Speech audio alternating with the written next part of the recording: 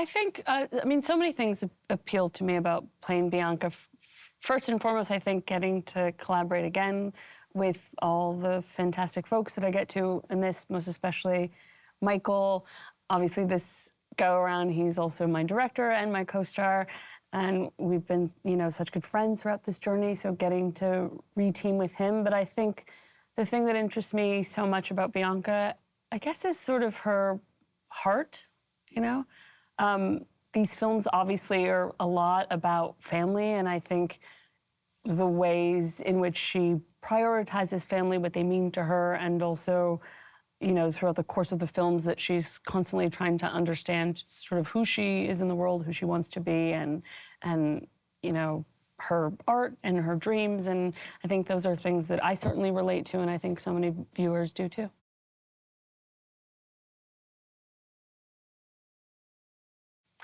I think Creed 3 makes so much sense for him. First of all, I think him directing makes sense. He's been working arguably his whole life because he started as a child actor. And I think when you have the benefit of working with so many incredible people, you learn a lot. And so him getting to really, you know, use all of the knowledge that he's gained over the course of his career in the process of directing feels seamless and like it was eventual for him. But I think particularly on these films, because he knows the character so much and he knows the world so much.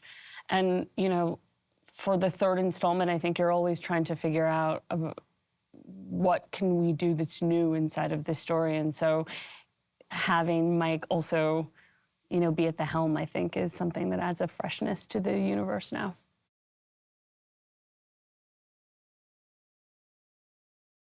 The truth is, when we make these movies, the folks that you're making them with for that amount of time, particularly for a director, you're on a film for a couple years, and those folks really become your family. And so I think he has the kind of spirit to bring a group of people together to make them feel seen and taken care of. And then I think he's incredibly disciplined. He's always been with these films. It takes a tremendous amount of preparation with the physicality especially, but getting to see him sort of take that spirit of approaching the work in an almost athletic way to take that into directing was just an honor to get to watch.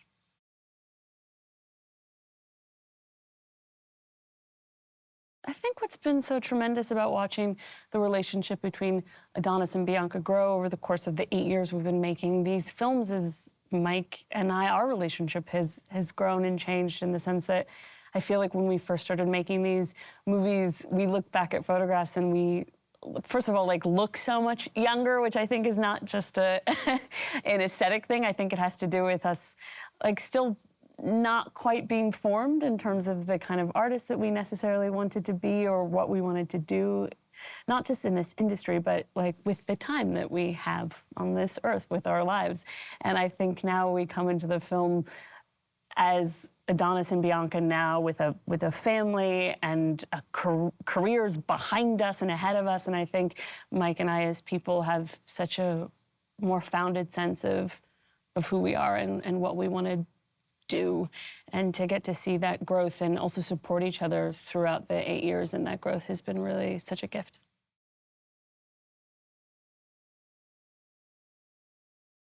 I think family means everything to Bianca.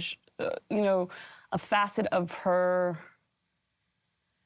I guess, character and something that we haven't outright explored in the films is she has a sort of fractured relationship with her family. And so I think the idea of chosen family is something that feels really important to her. And I think, you know, necessity is the mother of invention. When we don't have the benefit of having a close and stable relationship with our family, we invent families around us. And I think what's been so beautiful to see for Bianca is over the course of these films, her get to make her own family, which I think for a person that has a sort of splintered relationship with their family, that means so much.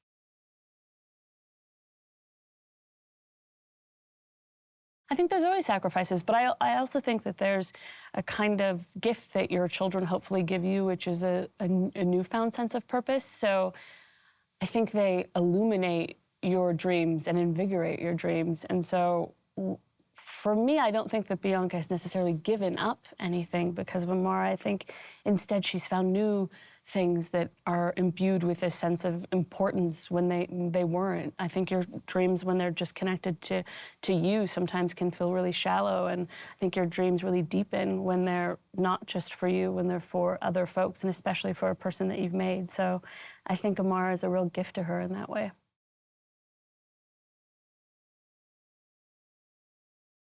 Well, you know, I think something that felt really important to me, while Bianca has progressive hearing loss, and we knew that, you know, there were facets of that I couldn't understand as someone that's hearing. I think what felt important to us is to not explore that through just me. It felt really important to actually have folks that are inside of the deaf community be a part of the experience of these films, and also to have that kind of vital representation, which we really get to have with Mila, who plays Amara, and getting to work with her just was so life-changing. I think we, as hearing folks, sometimes our point of view is really biased towards the hearing world, and you know, one part of that is that there's not enough stories that are told that allow us to see outside of our own worldview and reality. And so I'm really inspired by this film, hopefully giving a window for a lot of folks that maybe hadn't considered what a deaf experience might be like, that they might do that through Mila and through the character of Amara. And so for me, it just felt really incredible to get to support that, and also just work with such an incredibly gifted young actor, which Mila is.